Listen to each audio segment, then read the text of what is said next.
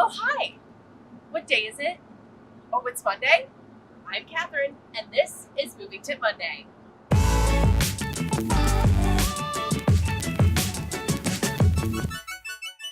Today, we're talking all about college move out.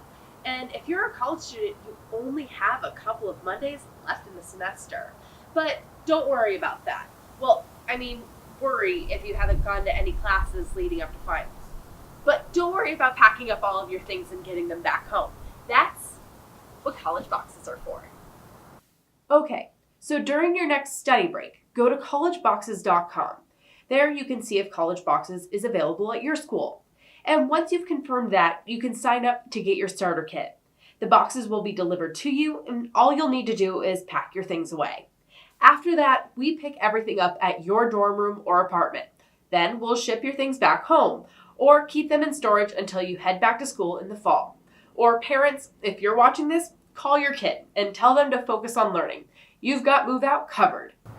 College Move Out is made easier with Collegeboxes. And if you still have questions about College Move Out, let us know in the comments. And come back again next Monday for another Moving Tip Monday.